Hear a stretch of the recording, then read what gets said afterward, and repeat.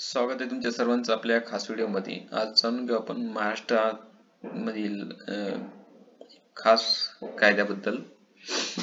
महाराष्ट्र संघटित गुन्हेगार नियंत्रण कायदा. हा कायदा म्हणजे मकोका असं त्याला आपल्या सगळ्यांच्याच परिचयात आला असेल. कारण याच म्हणजे असं झालं की मस्साजोग येथील सरपंच संतोष देशमुख यांची जी हत्या झाली त्याच्यामध्ये बरेचसे गुन्हेगार हे संघटित दिसायला लागले. तेव्हा बरेचशा जनतेने किंवा लोकांनी असं मागणी केली की या गुन्हेगारांविरुद्ध संघटित कायद्याअंतर्गत संघटित गुन्हेगारी नियंत्रण कायद्याअंतर्गत कारवाई व्हायला पाहिजे. तर हा कायदा जेव्हा लागू केला तेव्हा सरकार होती भारतीय जनता पक्ष आणि शिवसेना यांची युती. हा कायदा लागू झाला 1999 मध्ये आणि याचा मूळ उद्देश असा होता की जे गुन्हेगार होते किंवा गुन्हेगार आहेत अशा लोकांवर विशेष अधिकार प्रदान केले सरकारला की त्यांच्यावर पाळत ठेवण्याचे शिथिल पुरावे, मानके आणि प्रक्रियात्मक सुरक्षा किंवा मृत्यूदंडासह अतिरिक्त गुन्हेगारी दंड देण्याचे प्राधान्य दिले होते. तर या कायद्यामागचा इतिहास आणि ध्येय जाणून घेऊ. मकोका हा 24 फेब्रुवारी 1999 रोजी एक अध्यादेश म्हणून लागू करण्यात आला. त्यानंतर विधिमंडळाने त्याला मान्यता दिली जेव्हा त्याला भारतीय संविधानाच्या कलम 245 अंतर्गत प्रक्रियेनुसार भारताच्या राष्ट्रपतींची संमती मिळाली. त्यावर कायदा बनला. नंतर जे विधानसभेच्या वेळी लागू होते. यामध्ये विषय राज्य आणि फेडरल दोन्ही अधिकारांमध्ये आहे. म्हणजे राज्यामधील गुन्हे आणि केंद्राच्या अंतर्गत येणाऱ्या सर्व राज्यांमध्ये जेवढे काही गुन्हे होतील त्यामध्ये महाराष्ट्र सरकार ही कारवाई करू शकतो. महाराष्ट्र सरकार खास करून हा कायदा भारतामधील संघटित गुन्हेगार आहेत यांच्या विरुद्ध हा कायदा आणला आणि असं पहिलं राज्य आहे जे हा कायदा घेऊन आलं.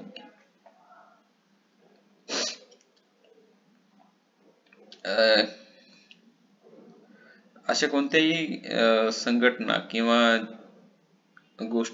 वस्तू, कारण किंवा काही पण जे संघटित गुन्हेगारीला पुरावा देतं किंवा गुन्हेगारी म्हणून ओळखलं जातं त्याविरुद्ध हा कायदा लागू झाला.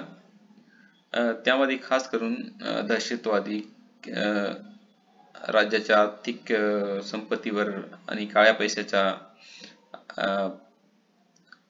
विरुद्ध जे काही लढत देता येईल सरकारला ते देता येते आणि सोबतच अशा प्रकारचे कोणतेही व्यवहार शासनाला वाटले महाराष्ट्र शासनाला तेव्हा हा कायदा त्याबद्दल वस्तू आणि गोष्टींपुढे लागू करण्यात येतो.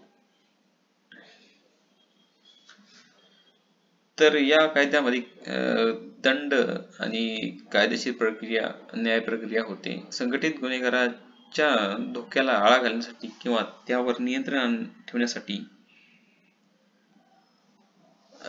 सरकार प्रत्येक पुरावे आणि तरतुदी यामध्ये लागू करतो. त्यामध्ये खास करून काही कडक आणि प्रतिबंधात्मक तरतुदी सरकार अंमलबजावणीत आणतो. त्यामध्ये खास करून ज्यामध्ये विशिष्ट परिस्थितीत वायर, इलेक्ट्रॉनिक किंवा तोंडी संप्रेषण रोखण्याची शक्ती सरकारकडे आहे. हा कायदा 2 जानेवारी 2002 मध्ये महाराष्ट्र शासनासोबतच दिल्ली जो केंद्रशासित प्रदेश आहे तिथं पण लागू करण्यात आला. या कायद्याच्या काही प्रमुख तरतुदी आहेत. त्या अगोदर आपण या कायद्याबद्दल काही अटी व्याख्या जाणून घेऊ. मकोकाची व्याख्या. मकोकाला माहितच असेल इंग्लिश मध्ये Maharashtra control of organised crime act असं म्हणलं जातं. जेव्हा ऑर्गनाइज्ड क्राईम बोललं जातं तेव्हा संघटित गुन्हेगारी हा शब्द येतोच. मग संघटित गुन्हेगारी कशी, तर ते एखाद्या व्यक्तीने करो, एकट्याने किंवा संयुक्तपणे किंवा एखाद्या सिंडिकेटने. सिंडिकेट म्हणजे जेव्हा माफिया वगैरे त्यांचं सिंडिकेट असतात त्यांच्याबद्दल बोलतो आपण. त्यावेळेस हिंसाचार किंवा हिंसाचार, धमकी किंवा कोणाला धमकावणे, जबरदस्ती करणे किंवा इतर कोणते बेकायदेशीर मार्ग किंवा आर्थिक लाभ मिळवण्याच्या उद्देशाने किंवा स्वतःसाठी किंवा कोणत्याही व्यक्तीसाठी अवजावी आर्थिक किंवा इतर फायदा मिळवणे किंवा त्याचा प्रचार करणे किंवा बंडखोरी करणे. आणि पुढे एक संघटित गुन्हेगारी सिंडिकेट म्हणून येणं. तर अशा जेव्हा गुन्हेगारीला संघटित गुन्हेगारी म्हणून संबोधलं जातं. या कायद्यामध्ये काही दंड आणि तरतुदी आहेत. त्यामध्ये पहिला मकोका अंतर्गत येणारा पहिली कलम म्हणजे 3(1) ज्यामध्ये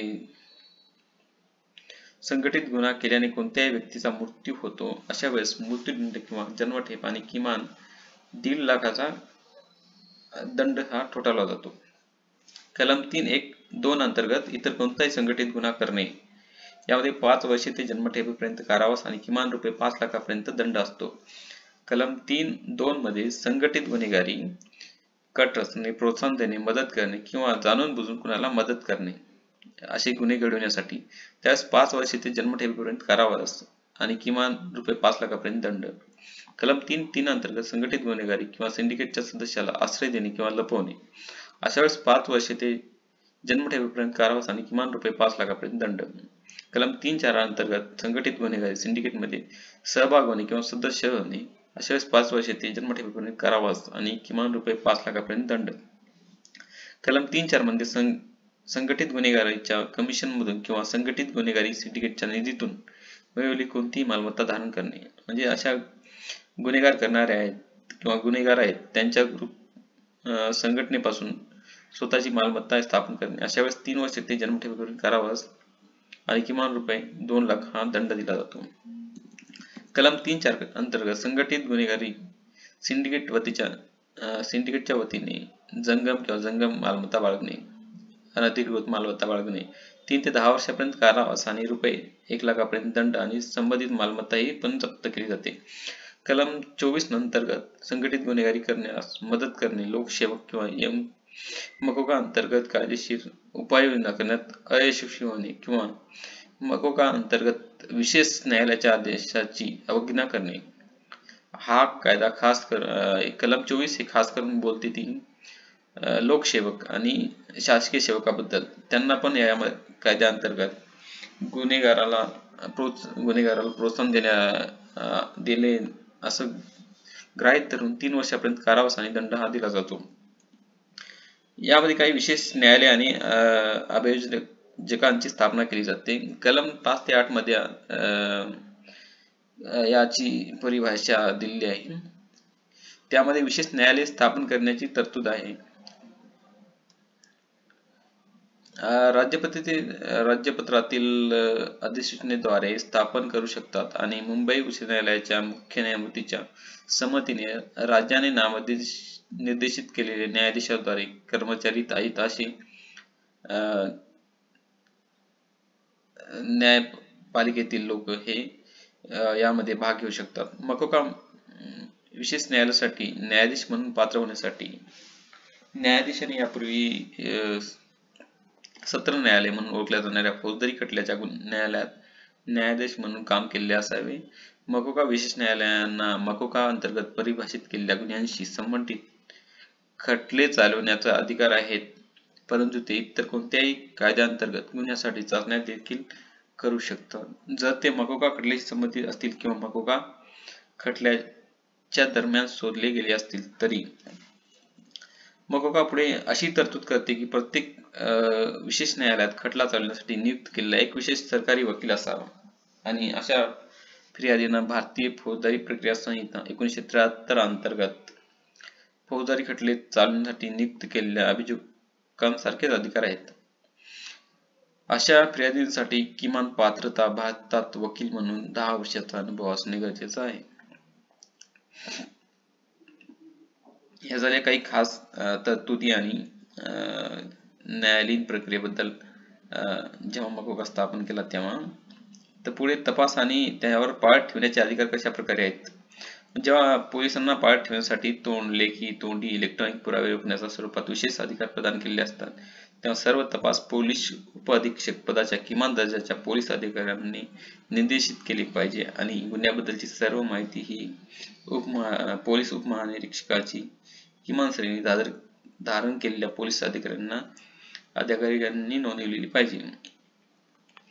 पाळत ठेवण्याची अधिकृतता कुणाला असते? संघटित गुन्ह्याचा तपास करण्यासाठी, पोलिसांना पाळत ठेवण्याच्या न्याय क्रियाकलापांवर देखरेख ठेवण्यासाठी आणि अधिकृत करण्यासाठी सक्षम प्राधिकरण नियुक्त करण्याची तरतूद करते. आणि सक्षम अधिकाऱ्याची नियुक्ती राज्य सरकारने केली आणि तो सरकारच्या सचिव दर्जाचा, सचिव म्हणजे एक सेक्रेटरी दर्जाचा असतो आणि त्याच्या खाली अधिकारी नसलेला असावा. पुराव्यामध्ये वायर, इलेक्ट्रॉनिक किंवा तोंडी सप्रेषणाच्या इंटरसेप्शनसाठी अर्ज तपासात गुंतलेल्या पोलीस अधीक्षक दर्जाच्या पोलीस अधिकाऱ्यांनी केले पाहिजेत आणि त्यामध्ये तपास अधिकाऱ्यांच्या ओळख, तथ्याचे विधान यासह माहिती असणे आवश्यक आहे. केलेल्या गुन्ह्याच्या तपशील, ज्या व्यक्तीवर पाळत ठेवण्याची आहे त्याची ओळख, पाळत ठेवण्याचे ठिकाण, तसेच प्रस्तावित पद्धत आणि कालावधी, पाळत ठेवण्याच्या कोणत्याही अधिच्या विनंत्याचा खुलासा देखील अर्जामध्ये असणे आवश्यक आहे आणि त्यामध्ये त्याच व्यक्ती किंवा ठिकाणाचे समावेश आणि ज्यावर पाळत ठेवायचे आहे. हे झाली काही खास पुरावे आणि तपशिलाबद्दल आणि पाळत ठेवण्याबद्दल बोलणारी तरतूद. त्यामध्ये देखरेखीचे पण निरीक्षण हे केले जाते. त्यासाठी सक्षम प्राधिकाऱ्याने निर्दिष्ट कालावधीत पुनरावलोकनासाठी त्याचे आदेश देण्याची आवश्यकता नाही. तथापि एकदा पुनरावलोकन समिती समोर ठेवल्यानंतर समितीने आदेश आवश्यक, वाजवी आणि न्याय होता की नाही यावर 10 दिवसात निर्णय घ्यावा लागतो. यामध्ये राज्य सरकारने पाळत ठेवण्याच्या आदेशाचे वार्षिक अहवाल राज्य विधिमंडळासमोर ठेवणे आवश्यक आहे, परंतु राज्याच्या सुरक्षेला बाधा आणणारी किंवा संघटित गुन्हेगारांचा तपास किंवा प्रतिबंध अशी कोणतीही माहिती वगळण्याची परवानगी सुद्धा त्यांना आहे. काय अधिकृतता प्रक्रियेला अपवाद असू शकते यामध्ये? जसं की आपत्कालीन परिस्थिती, अशा वेळेस अतिरिक्त पोलीस महासंचालक पदाच्या खाली नसलेले पोलीस अधिकारी सक्षम अधिकाऱ्याची पूर्वसंमती न घेता पाळत ठेवण्याची किंवा संप्रेषणात व्यत्यय आणण्याचे उद्देश देऊ शकतात. अशा अपवाद किंवा आणीबाणीमध्ये एकतर मृत्यूचा धोका किंवा कोणत्याही व्यक्तीला शारीरिक दुखापत होण्याचा धोका किंवा राज्याच्या सुरक्षेला धोका निर्माण करणे षड्यंत्र समाविष्ट असले पाहिजे. त्या व्यतिरिक्त इतर कोणालाही म्हणजे पोलीस महासंचालक पदाच्या खालच्या अधिकाऱ्यांना अधिकार नसतात पाळत ठेवण्याचे.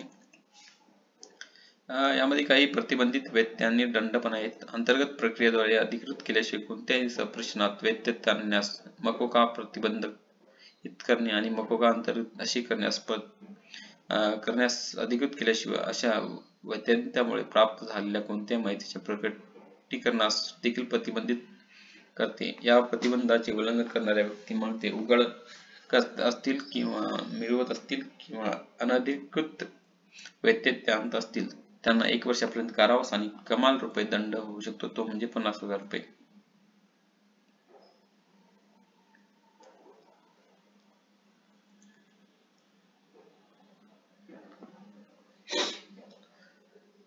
पुरावा म्हणून काय काय आपण धारण करू शकतो, रेकॉर्ड असले पाहिजे.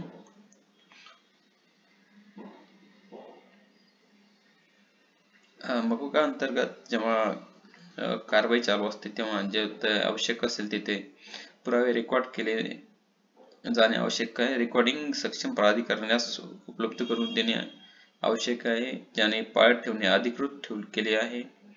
अशा अधिकाऱ्याला त्या रेकॉर्डिंग्स पुरवणे आणि त्यांचे पुरावे देणे हे पण गरजेचे आहे. सक्षम प्राधिकारी रेकॉर्डिंगचा ताबा राखून ठेवतात आणि ते किमान 10 वर्षापर्यंत त्यांच्याकडे जतन केला जाऊ शकतो.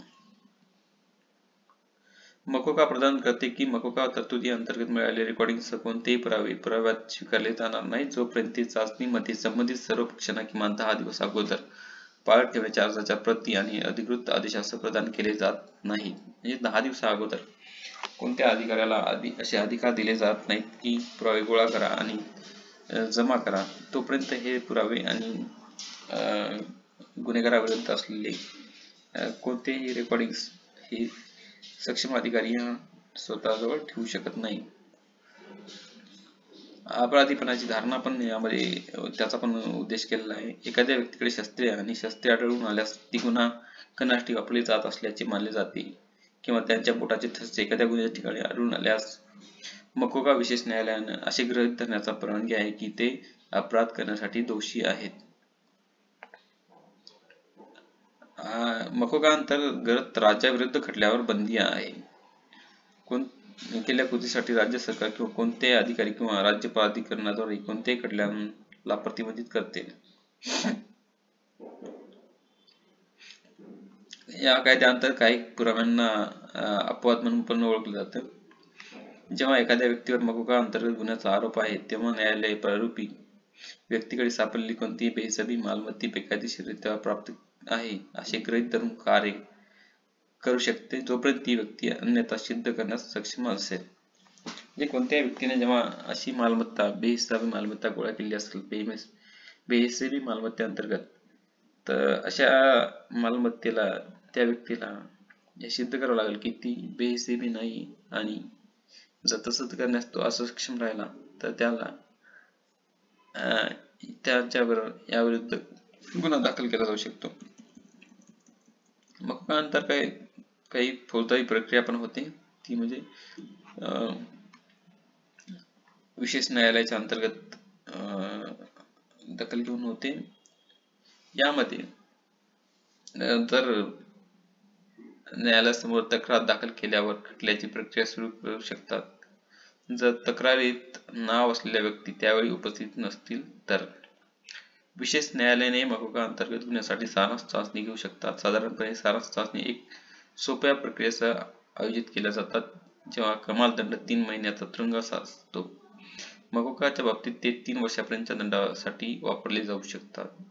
विशेष न्यायालयांना माफी देण्यासाठी सामान्य प्रक्रियेचे अवलंबन करावे लागत नाही आणि जर एखाद्या व्यक्तीने पुरावे प्रदान करण्यात न्यायालयाला सहकार्य केले तर ते माफी पण देऊ शकतात. कबुली जबाब आपण यामध्ये जाणून घेऊ. भारतीय फौजदारी प्रक्रियेनुसार पोलीस अधिकाऱ्यांसमोर दिल्ली कबुली जबाब सामान्यतः आग्रही आहे आणि चौकशी दरम्यान जबरदस्तीने किंवा धमकावून कबुली जबाब मिळण्याची शक्यता दूर करण्यासाठी भारतीय पुरावा कायदा च्या कलम 25 नुसार अशा कबुली जबाब प्रतिबंधित करते. मकोका या नियमाला अपवाद आहे. पोलीस अधिकाऱ्यांना दिलेल्या काही कबुली जबाब पुराव्यात स्वीकारण्यास परवानगी देतो.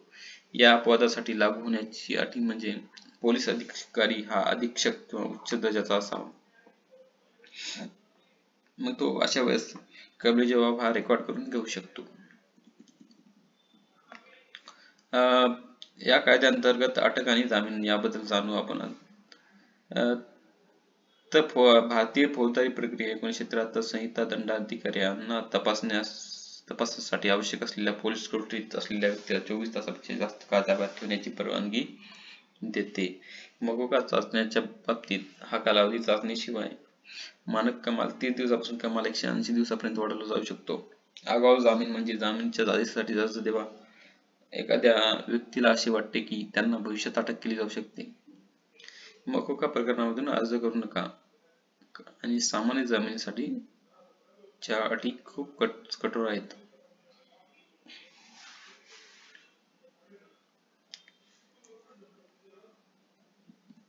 साक्षीदार संरक्षण कायद्याअंतर्गत काही साक्षीदार संरक्षण बंदिलं जातं. त्यासाठी जेव्हा असं वाटतं की साक्षीदारांविरुद्ध गुन्हेगार काही करू शकतात किंवा गुन्हा करू शकतात साक्षीदारांवर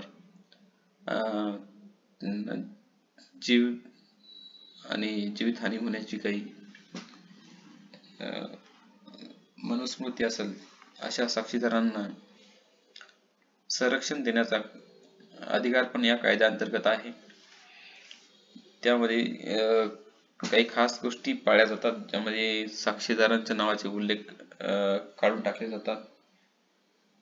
त्यांच्या संरक्षणाचे अधिकार हे सीलबंद ठेवले जातात आणि त्यांचे नाव हे कुठेही प्रकाशित करण्यापासून रोखले जाते. आणि अशा प्रकारे साक्षीदारांच्या संरक्षणाच्या कोणत्याही आदेशाचे उल्लंघन केल्यास 1 वर्षापर्यंत कारावास आणि कमाल रुपये दंड होऊ शकतो, म्हणजे 1000 रुपये. मकोका अंतर्गत आतापर्यंत हल्ली काही खटले पण दिले आहेत.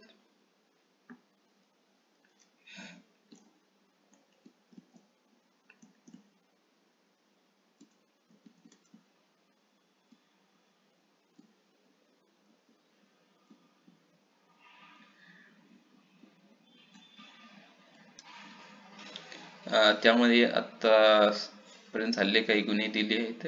2006 मुंबई ट्रेन बॉम्बस्फोटातील आरोपीवर मकोका हा लागू करण्यात आला होता. त्यानंतर 2008 मध्ये अरिन गवळी यांच्यावर पण हा खटला लागू करण्यात आला होता. 2013 मध्ये IPL स्पॉट फिक्सिंग मध्ये बेहिसाबी मालमत्ता अंतर्गत मकोका हा लागू करण्यात आला होता. त्यानंतर त्यामधील काही आरोपींचे नाव हे वगळण्यात आले. मॉबस्टर रवी पुजारी आणि कथित साथीदारांवर पण हा गुन्हा लागू झाला होता. प्रज्ञासिंह ठाकूर जे भारतीय जनता पक्षाच्या खासदार होते, लेफ्टनंट कर्नल प्रसाद पुरोहित आणि इतरांसह 29 सप्टेंबर 2008 रोजी पश्चिम भारतातील बॉम्बस्फोटातील आरोपी विरुद्ध मकोकाची मागणी करण्यात आली होती.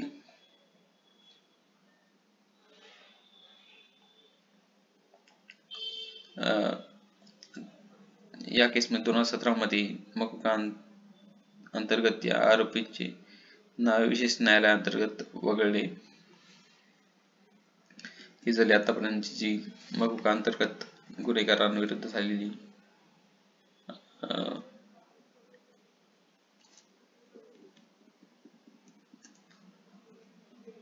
खटली.